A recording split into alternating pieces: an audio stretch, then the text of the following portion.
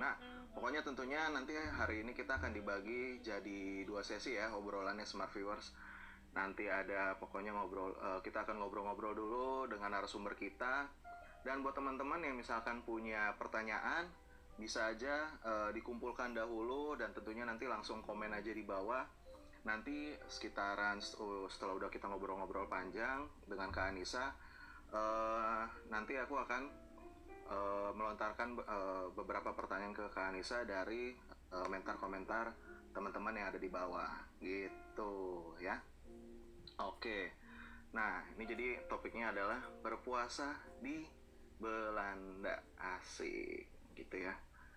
Nah, jadi kalau misalkan buat teman-teman tahu juga, posisinya sekarang ini kan range waktu untuk berpuasanya di sana itu iya mati tadi sebentar ya, cukup lebar ya, jadinya lebih panjang dibanding waktu yang ada di Indonesia gitu. Jadinya kita akan ngobrol-ngobrol dulu dengan Kak Anissa, kira-kira gimana sih nanti sudut pandang dari dia untuk berpuasa di Belanda itu seperti apa. Tapi awalnya tentunya kita akan ngobrol-ngobrol dulu situasi di Belanda sendiri itu seperti apa. Nah, ini langsung aja kita ngobrol-ngobrol dengan Kak Anissanya ya. Sebentar, ini kita gini kan. Asik. Oke, tinggal kita tunggu aja sampai Kak Anissanya untuk set. Nah, udah masuk. Halo, Kak. hai. Apa kabar? Baik, apa kabar? Baik. Nah, Kak Anissa, pasti aku selalu nanya ini dulu nih kalau misalnya teman-teman yang ada di luar negeri. Kalau di sana sekarang lagi jam berapa, Kak? Kalau katakan di Jakarta ini sekarang jam 2 siang ini. Kalau di sana Ini sekarang jam 9 lewat 4 menit. Jam 9 lewat 4, jam 9 pagi? Ya. Oke. Nah, Kak Anissa, buat teman-teman supaya tahu juga ini di posisinya di Belanda, ini kakak ada di kota apa sih? Aku udah tahu kan, cuman takutnya penyebutannya tuh salah aku. Iya, memang agak tricky ya bahasa Belanda itu. Saya tinggal di Nijmegen. Nijmegen. Iya, sekitar mungkin 1,5 jam dari Amsterdam. Kalau Amsterdam tahu ya, pasti. Oh, tahu. Siap. Ya. Oh, berarti itu kurang lebih dekat-dekat Amsterdam juga sih, bisa dibilang gitu ya, Nijmegen ya, itu. Lumayan lah, ya. Nah, buat teman-teman juga supaya lebih mengenal dari Kak Anissa juga nih. Nah, ini Kak Anissa ini kan warga negara Indonesia. Nah, ini bisa tinggal di Belanda, ini ceritanya gimana nih, Kak? Itu sekarang udah tinggal di sana? Iya, saya udah 5 tahun sih di Belanda dari bulan Maret tahun 2014. Jadi pertama memang untuk studi buat PhD. Jadi dulu saya daftar beasiswa buat sekolah PhD di University of Amsterdam. Dan alhamdulillah kebetulan dapat. Terus udah kayak gitu berangkat ke sini, kemudian kemarin tahun 2019 baru lulus PhD-nya dan melanjutkan research lagi di Utrecht University gitu. Jadi stay dulu for a couple years ya. Untuk beberapa tahun. Berarti untuk sekarang ini sebelum masa-masa karantina ini ya Kak dari corona, itu kesibukan Kakak apa sih? Ya, setiap hari sih pergi ke universitas sih, karena kan posisinya sebagai researcher ya. Researcher? Ya, jadi ya topiknya itu tentang bencana, sebenarnya pas banget dengan COVID-19 ini. Kalau dibilang kan COVID-19 kan bencana non-alam. Nah, kalau saya tapi fokusnya lebih banyak ke bencana yang sifatnya triggered by nature, jadi kayak disaster, tsunami, kayak gitu, banjir. Geografi ya, bisa dibilang gitu ya? Iya, saya mau lulusan geografi. Gitu. Jadi ya tiap hari pergi ke universitas dari jam 9 sampai jam 5 pulang ke rumah. Ya gitu aja sih kerjaannya. Wah, menarik ini. Kalau gitu kira-kira dari riset kakak ini yang sampai sekarang ini walaupun dalam masa karantina ini, oh ya sebelumnya untuk meluruskan, untuk di Belanda ini sebenarnya sekarang posisinya lockdown atau semi lockdown. Kalau di Indonesia sendiri kan PSBB sebutannya gitu. Iya. Kalau di Belanda sendiri gimana sih Kak? Kalau di sini sih sebenarnya kata-katanya bukan lockdown ya, tapi intelligent lockdown. Itu yang term yang digunakan sama pemerintah Belanda. Jadi maksudnya bukan strict lockdown yang orang nggak boleh keluar rumah kayak gitu, tapi lebih ke arah jaga jarak 1,5 meter. Jadi kalau kita keluar kita nggak boleh deket-deket sama orang, tidak boleh bergerombol keluar rumah lebih dari 3 orang. Kemudian tapi kita masih bisa bersepeda, masih bisa ke supermarket, jadi tidak terlalu strict gitu dibandingkan negara-negara Eropa yang lain kayak Spanyol atau Italia atau Prancis kayak gitu. Oke. Jadi sebenarnya masih bisa dibilang aman untuk pergi keluar-keluar untuk berbelanja atau misalkan beli makanan gitu-gitu ya Kak? Iya, masih bisa, tapi ada sih semacam denda, tapi itu kalau kita tidak patuh ke peraturan jarak 1,5 meter, karena itu lebih kayak ke kampanyenya Belanda. Jadi premiernya Belanda Mark Rutte kemarin tanggal 6 Mei bikin pers konferensi bahwa jumlah orang yang terinfeksi sekarang sudah mulai turun, jadi ada kelonggaran peraturan juga seperti itu. Mungkin beda ya kondisinya kalau di Indonesia, karena ini mulai naik ya kalau di Indonesia sekarang. Iya, kalau di Indonesia sendiri memang sebenarnya posisinya udah cukup melandai juga sih. Oke. Tapi kalau di Belanda berarti memang sebenarnya untuk dari pengaturan penyuluhan dari pemerintah ini cukup berkurang ya, jadinya ada sedikit lebih longgar gitu bisa dibilang ya Kak? Iya, jadi dari press conference kemarin itu sebenarnya mulai tanggal 11 Mei dari hari Senin, anak-anak udah bisa ke sekolah, jadi sekolah dasar itu sudah dibuka, kemudian daycare juga sudah dibuka, beberapa service kayak salon, jasa salon, kemudian toko-toko baju kayak gitu sudah buka. Tapi ya itu salah satu peraturan yang ketat itu adalah tidak boleh berjarak kurang dari 1,5 meter, which is bisa jadi challenge juga buat toko-toko ini buat buka. Jadi semua tergantung tokonya, mereka bisa atau enggak untuk jaga jarak customer-nya seperti itu. Seperti itu, oke. Nah, aku mau balik lagi ke yang tadi Kak. Kan tadi Kakak ada memang penelitian. Nah, kalau misalnya dalam masa tadi apa intelligent lockdown ya? Iya. Intelligent lockdown itu berarti posisinya sekarang apakah masih tetap berjalan datang ke kampus juga Kakak atau bagaimana sih sekarang? Kampus ditutup. Jadi yang buka itu sekolah dasar. Mulai Juni sekolah menengah baru buka. Tapi kalau untuk universitas itu tutup sampai akhir tahun. Jadi memang mahasiswa itu tidak bisa ke kampus. Kemudian penelitian yang tidak ke laboratorium seperti itu juga tidak, researchernya tidak ke kampus seperti itu. Bahkan salah satu universitas di Indonesia, tahu Leiden University kan? Mereka itu sampai bulan Februari tahun depan tidak ada kelas secara fisik. Jadi lumayan juga sih perbedaannya kalau untuk universitas.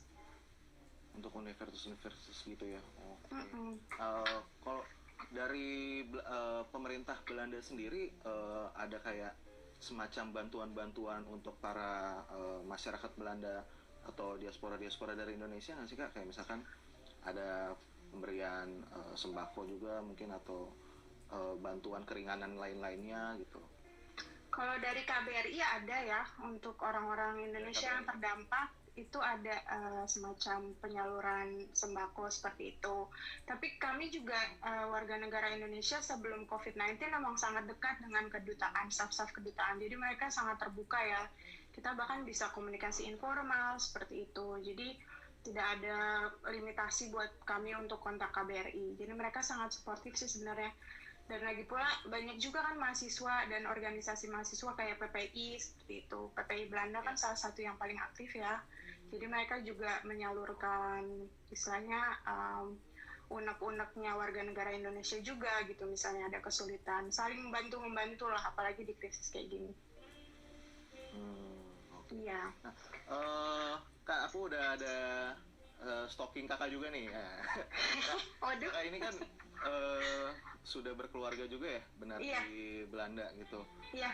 Nah, aku penasaran nih dengan Kakak posisinya sudah berkeluarga di Belanda ini ada kayak terbatas ruang geraknya untuk bersama keluarga nggak sih, misalnya kesulitan mungkin dari anak atau mungkin dari suaminya juga dari setelah intelligence lockdown ini gitu.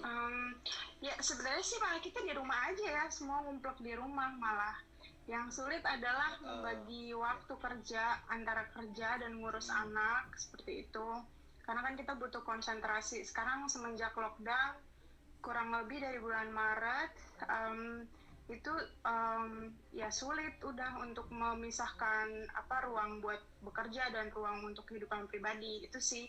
Jadi lebih gimana caranya menjaga mental buat nggak terlalu depres gitu, karena kita kan juga walaupun boleh keluar tapi kan tetap ada limitasi ya, nggak bisa juga terus pergi ke pantai atau rekreasi seperti itu kan nggak bisa.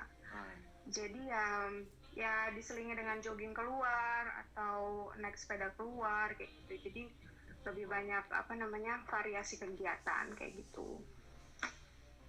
Tapi limitasi yang pasti sih ya sih. Limitasi. Ya. Nah, ini berhubungan juga dengan para teman-teman umat Muslim juga di Belanda. Kan kita sudah memasuki bulan Ramadan. Untuk dari kakak sendiri, kira-kira sebenarnya kesulitan seperti apa sih mungkin yang kayak pembatasan yang mungkin berbeda dengan pada saat masa berpuasa pada tahun lalu dan tahun sekarang ini gitu Kak. Boleh sharing dikit gitu, kira-kira kondisinya di sana gimana sih buat teman-teman umat Muslim? Ya sebelum COVID-19 sih pasti kesulitannya adalah challenge-nya lah. Waktu puasa lebih panjang ya. Tadi kan Nathan juga udah cerita di awal, waktu puasa lebih panjang. Jadi bagi orang Indonesia yang baru datang ke Belanda itu cukup challenging gitu untuk adjust waktu puasa di Indonesia dan waktu puasa di Belanda. Terus juga untuk tarawih dan buka puasa, biasanya kalau kita di Indonesia kan kita suka buka puasa bareng sama teman-teman kayak gitu. Kalau di sini ya susah buka puasa bareng karena terlalu malam. Terus kalau yang udah berkeluarga juga sulit. Bener. Aku nggak ada ngabuburit kayak gitu. Terus masakannya ya masakan Belanda. Baru sadar ya.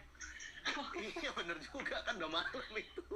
Baru nyambung. Oh iya bener juga. Iya, terus juga sulit sekarang silaturahmi kan, satu-satunya yang bikin kita, menurut saya sih kalau saya kangen sama atmosfer puasa di Indonesia itu makanan rumah gitu. Masakan orang tua kayak gitu, terus keluarga datang silaturahmi sama teman-teman. Sebenarnya sekarang kalau pas lagi krisis kayak gini kan kita juga nggak bisa gitu terima tamu lebih dari 3 orang di rumah dengan jarak kurang dari 1,5 meter, bisa dapat denda juga gitu. Jadi ya paling ya FaceTime aja dengan teman-teman kayak gitu. Tapi nggak sama lah, pasti ini berubah drastis dari kebiasaan puasa tahun lalu kayak gitu. But so far I think kalau di Indonesia tuh enak banget pokoknya. Kangen lah sama atmosfer puasa di Indonesia. Iya. Oke. Nah, ada kayak kira-kira pernah rencana gitu nggak sih, misalnya FaceTime sambil buka puasa bareng sama keluarga atau teman-teman gitu kan, siapa tahu. Ya, bisa sih, tapi terlalu malam itu loh. Jadi benar juga. Kalau di Indonesia mau FaceTime udah kemalaman. Iya, baru nyambung aku. Malah udah sahur kayaknya. Mungkin kalau sama yang masak sahur bisa FaceTime-an.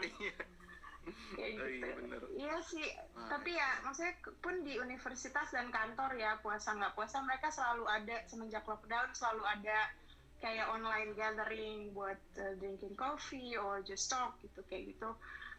Ya kalau yang puasa ya nggak minum atau nggak makan, tapi tetap bisa silaturahmi lah istilahnya, kontak dengan kolega juga gitu. Iya, wah syukur deh. Tapi buat teman-teman yang tinggal di Belanda memang menjadi tantangan lebih gitu ya, tentunya nanti akan berbalik lah tentunya hasil dari puasanya gitu kan. Amin. Amin. Nah Kak, ini aku juga kemarin dapat ada kabar-kabar juga tentunya, aku cari-cari tahu kalau misalkan di Belanda ini baru sekitaran 1 bulan lalu gitu ya, itu ada sempat akhirnya suara azan dikumandangkan di masjid gitu ya baru. Nah itu ketika kakak tahu berita tersebut, kira gimana sih awal pertama kali mendengarnya itu? Saya malah dengar dari orang Indonesia, jadi dari sepupu-sepupu yang tanya gitu.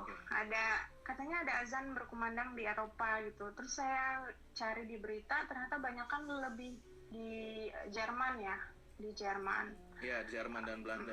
Belanda juga ada, tetapi jauh dari tempat saya. Jadi di North Holland, di Friesland, provinsinya mungkin sekitar 2-3 jam dari rumah saya sekarang ini.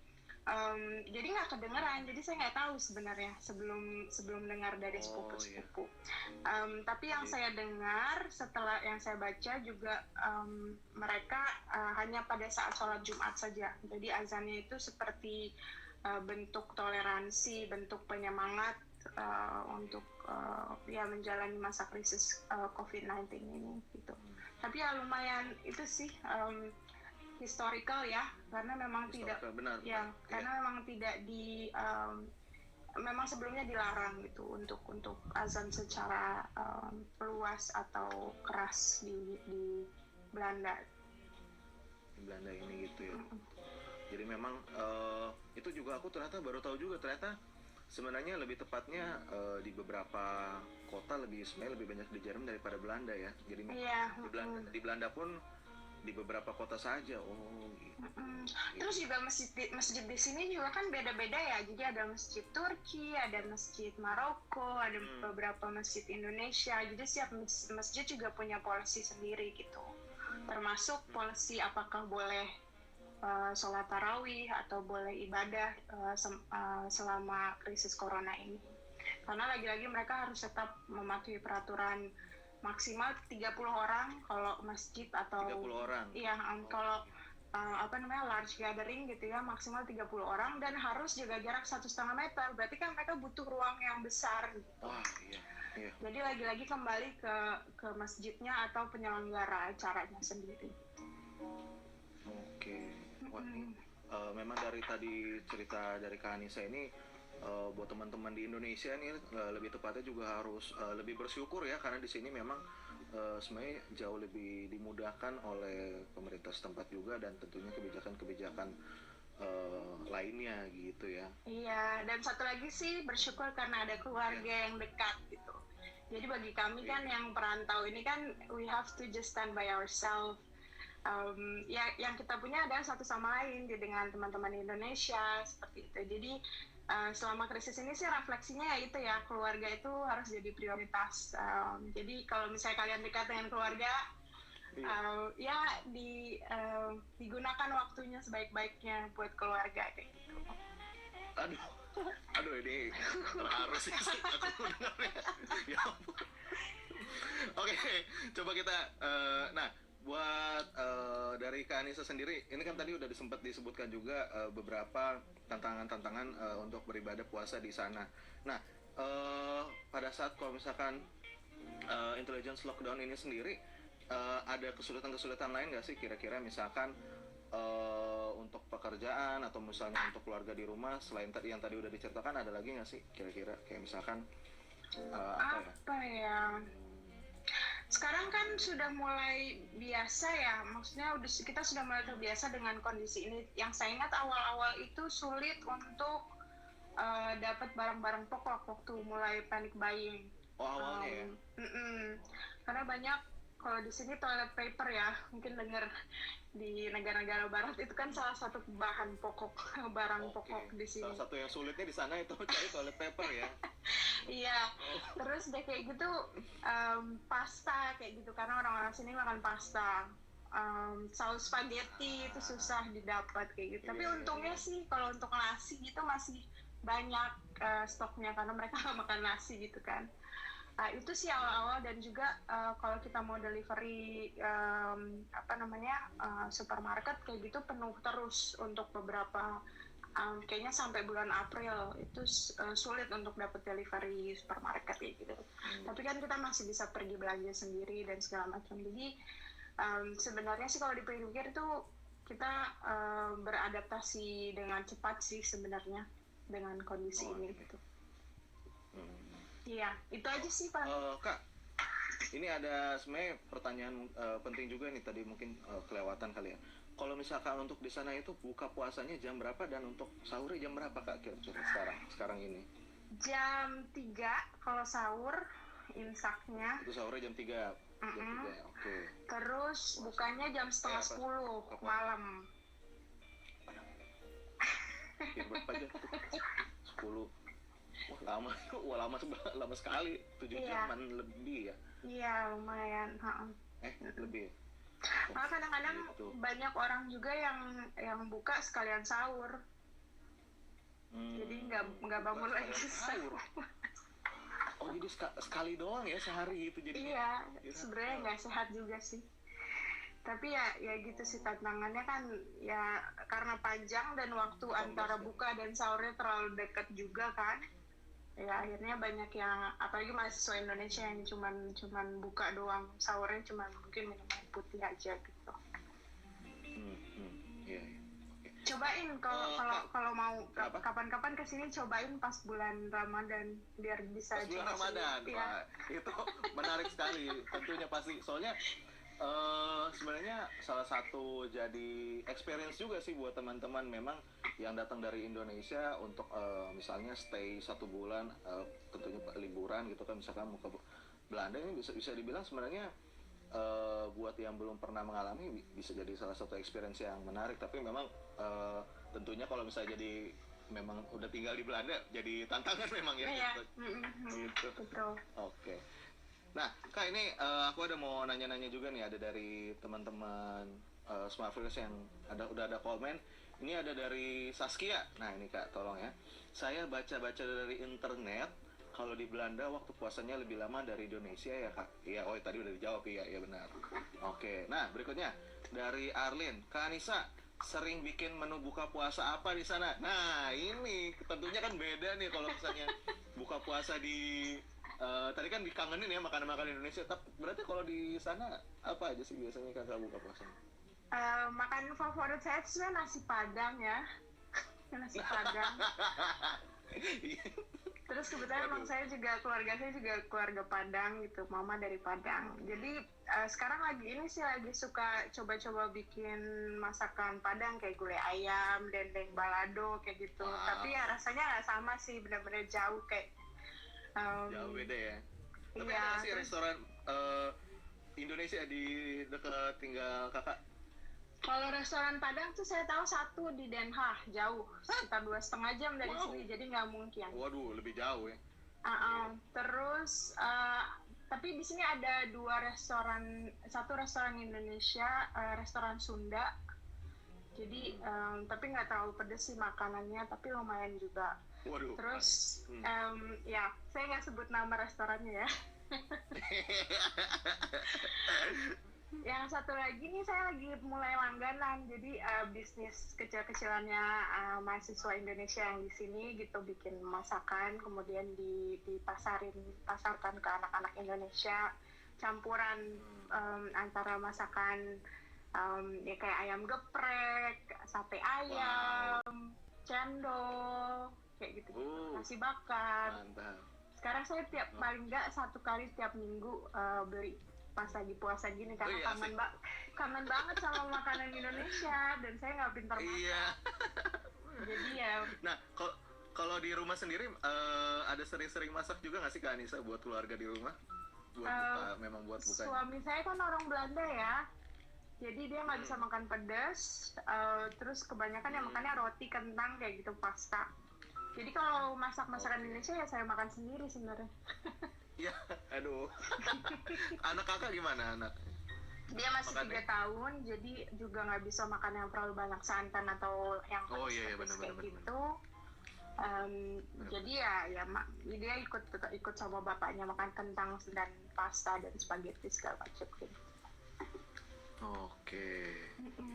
Nah, berarti kalau misalkan aku juga penasaran nih, kalau misalkan di Belanda ini kegiatan selama bulan Ramadan mungkin ada yang kayak spesial gitu kan. Kalau di Indonesia kan ada yang sebutannya ngabuburit lah, jadinya sebelum buka puasa ada kegiatan dulu. Kalau di sana ada kayak treatment spesial gitu nggak sih Kak? Misalnya ada kegiatan-kegiatan spesial lah atau semakin Sebelum COVID menurut Nathan. Sebelum iya, COVID maksudnya maksudnya. sebelum COVID juga. Ya itu anak-anak Indonesia sih biasanya ada acara ya. Selalu ada acara. Terus kita juga banyak keluarga alumni universitas kayak gitu. Saya kan dari UGM, ada keluarga alumni Gajah Mada. Biasanya kita setiap bulan itu ada acara KMF namanya Kumpul Makan Foto. Itu acara wajib untuk silaturahmi. Jadi selalu ada makanan Indonesia, selalu ditunggu-tunggu sama anak-anak Indonesia kayak gitu. Terus bulan Ramadan juga apalagi kan lebih banyak acara-acara kayak gitu. Walaupun ya sulitnya ya karena waktu buka puasa ya kayak gitu. Jadi pas Lebaran sih paling spesial karena di KBRI itu ada open house.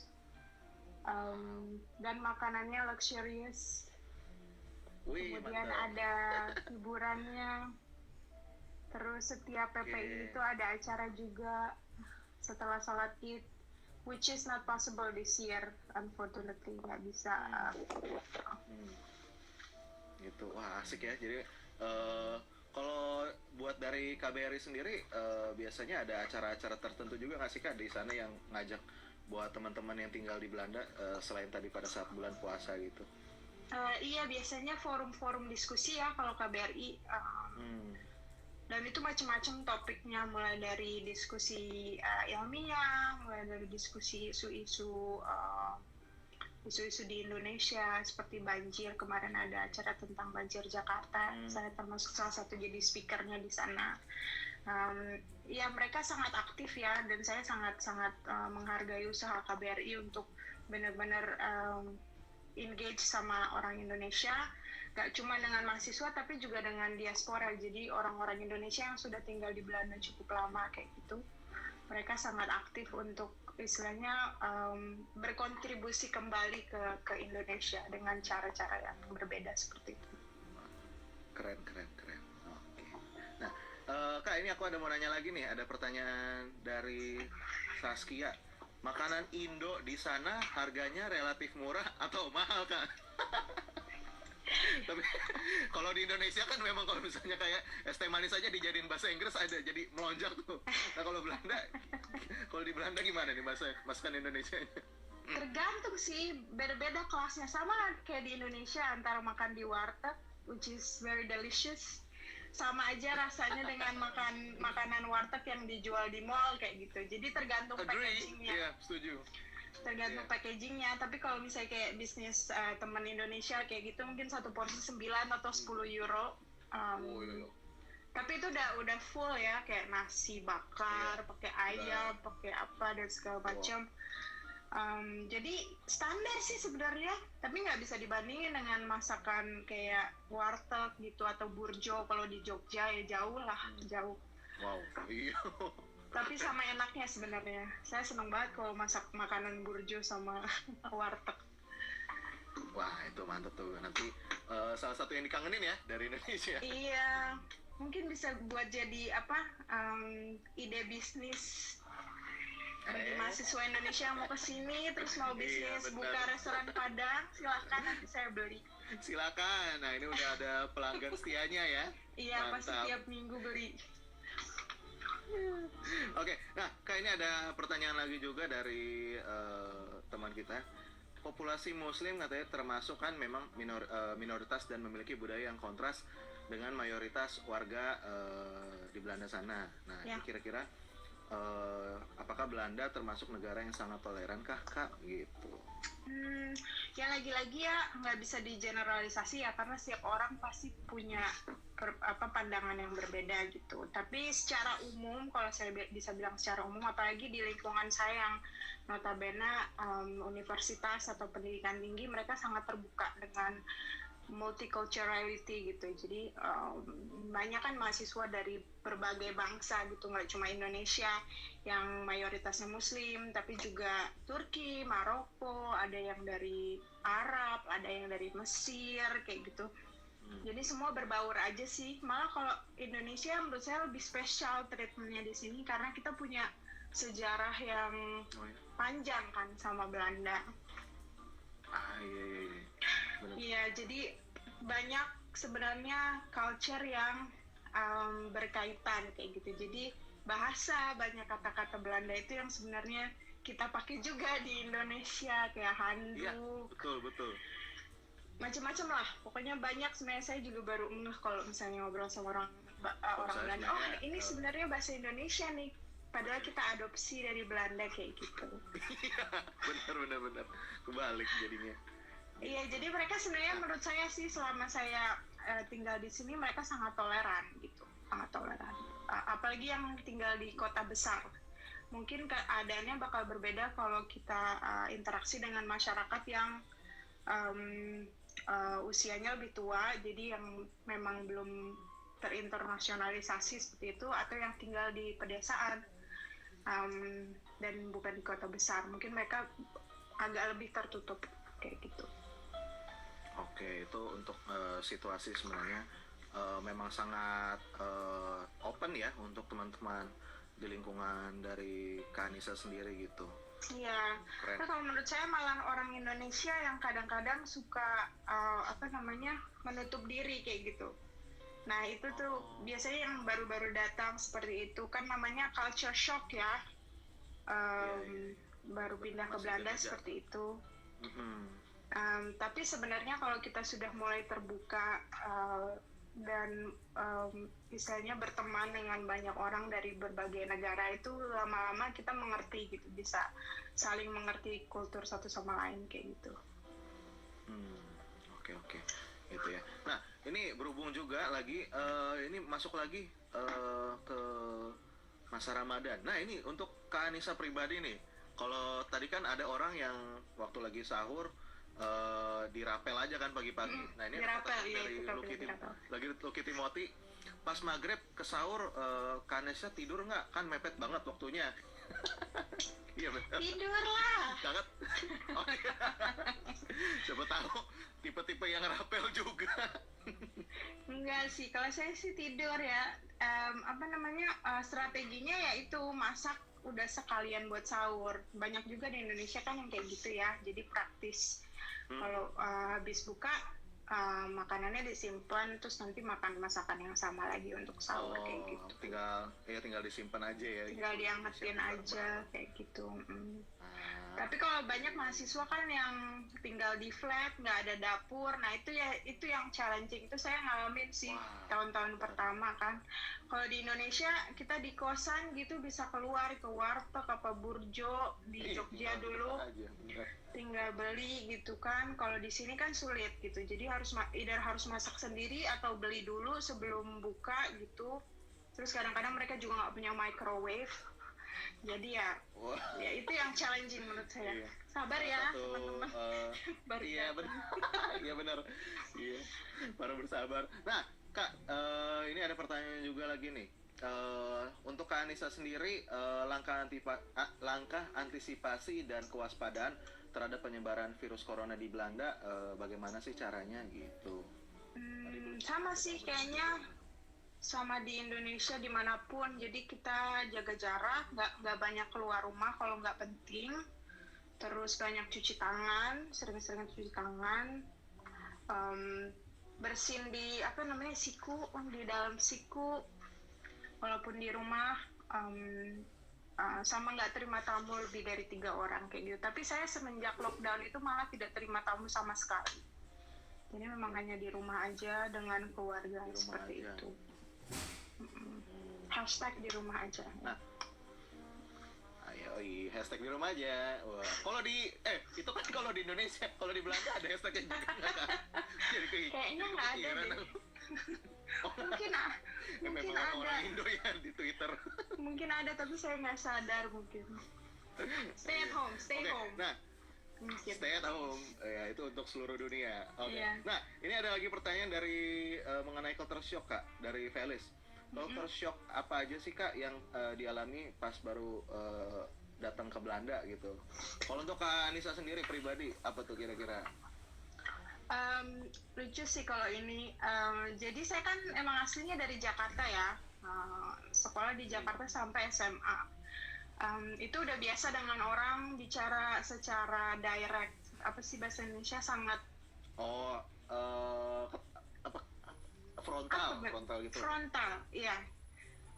Terus saya harus pergi ke UGM untuk sekolah S1, harus berinteraksi dengan orang yang latar belakangnya Jawa, lebih halus, tidak terlalu direct seperti itu.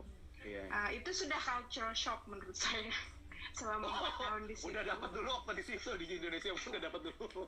Di Jogja dulu sebenarnya udah training secara iya, alami. Terus saya pergi ke Belanda, wah ternyata mereka lebih direct lagi dari orang Jakarta, benar-benar speak out their mind gitu, apa yang mereka pikir akan menjadi apa yang mereka ucapkan kayak gitu. Dan itu lumayan sih bagi saya yang sebenarnya orang Jakarta gitu, lumayan lama untuk bisa beradaptasi dengan kefrontalan orang-orang Belanda kayak gitu.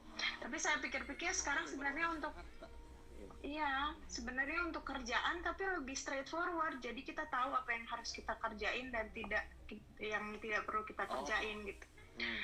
Jadi lebih efektif. Nggak basa-basi gitu ya. Nggak basa-basi kayak gitu.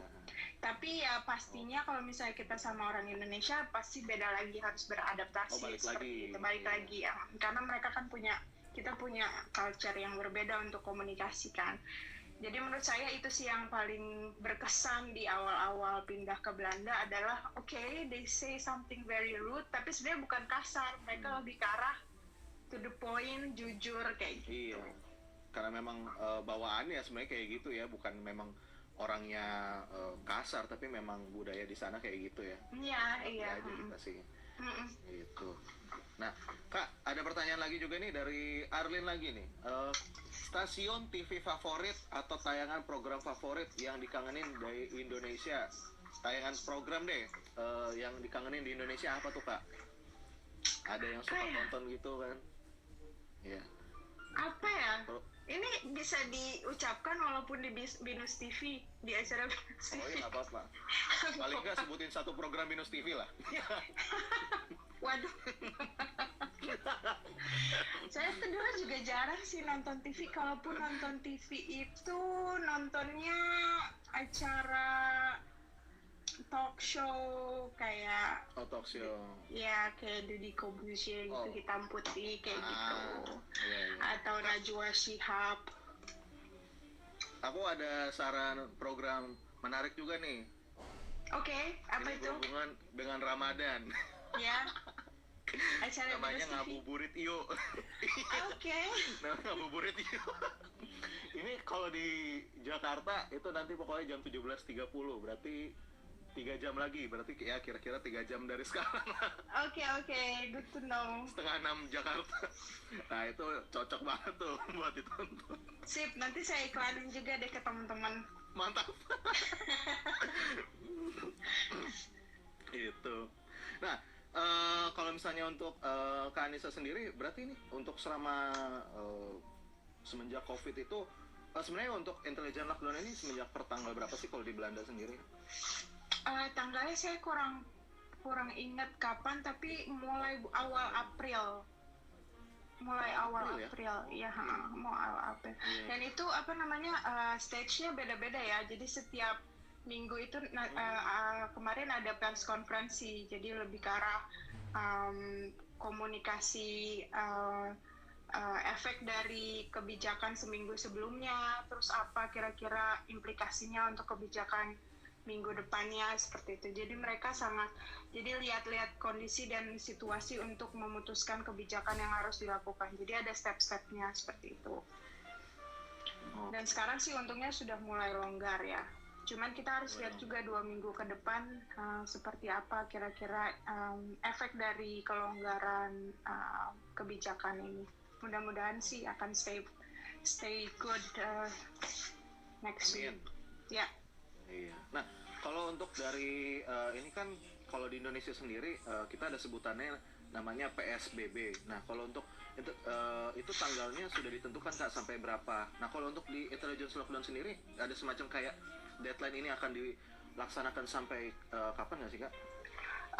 Nggak ada strict deadline kayak gitu, tapi kita kayak kemarin tanggal 6 Mei pers konferensi dari Mark Rutte, tanggal 11 Mei Senin kemarin sudah bisa sekolah buka, daycare buka, salon buka, toko-toko di sentrum buka seperti itu. Tapi untuk tanggal 1 Juni nanti public transport akan mulai reguler kembali. Itu sudah diumumkan, dan mungkin bedanya dengan Indonesia adalah di Indonesia sekarang sudah mulai wajib pakai masker ya, tapi kalau di Belanda itu sebenarnya belum banyak yang pakai masker. Nah, mulai tanggal 1 Juni nanti ketika public transport sudah mulai normal kembali, itu orang-orang wajib pakai masker di kendaraan umum kayak gitu. Oke, mulai dianjurkan untuk pakai terus gitu ya. Diwajibkan sebenarnya kalau di public transport. Oh, diwajibkan bahkan ya. Nah, ini ada pertanyaan menarik juga nih Kak. Ini datang dari Daru. Nah, Kak Anissa, di sana ada jasa kirim makanan nggak? Kayak ojek online di Jakarta ini kan kita ada bisa pesan-pesan gitu. Ya. Kalau di Belanda sendiri ada nggak sih Kak? Ada, tapi mahal banget. Oh, ada. Waduh, mahal ongkirnya maksudnya. Biasanya ada limit order ya, terus udah kayak gitu ongkos kirimnya juga lumayan mahal. Mungkin sekitar 5 euroan sekali antar kayak gitu. Menurut saya sih mendingan masak sendiri sih akhirnya gitu kalau nggak kepepet.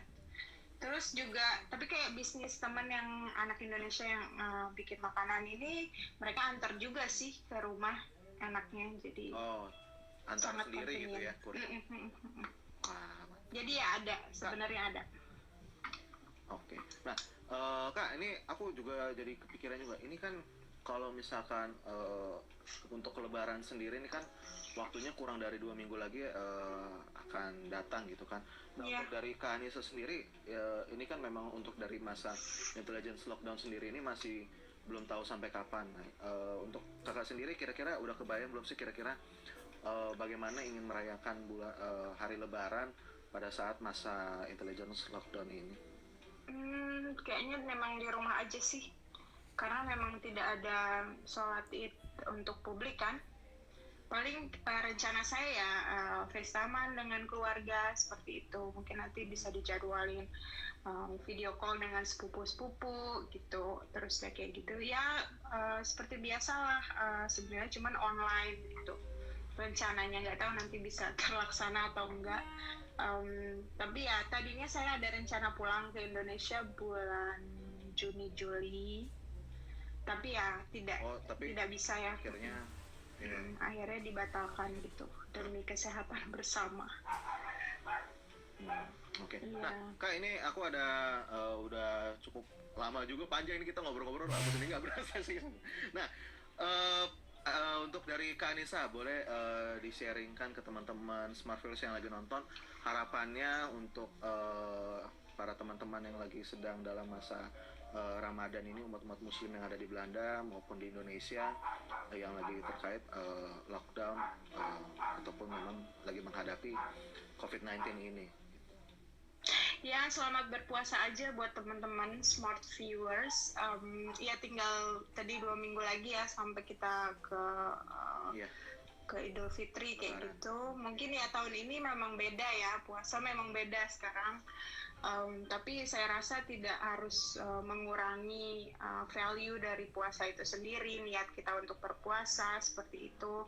Dan mungkin malah ini jadi kesempatan yang baik untuk saling ya menguatkan, tadi lagi untuk meluangkan waktu untuk keluarga juga, silaturahmi dengan teman yang tadinya tidak bersilaturahmi sebelumnya gitu. Sekarang kan dengan teknologi yang mudah bisa kontak dengan siapapun di negara apapun seperti yang kita lakuin sekarang.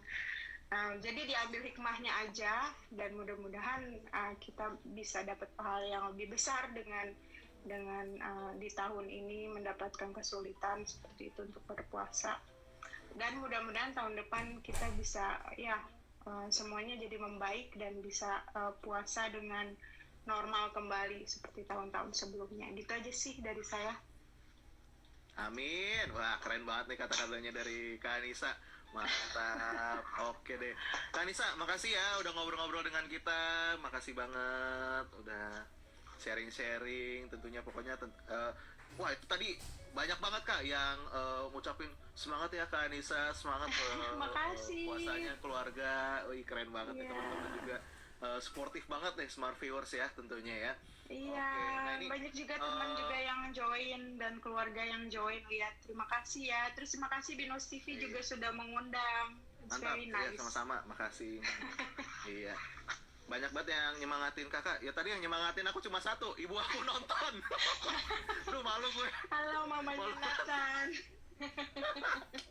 Waduh malu.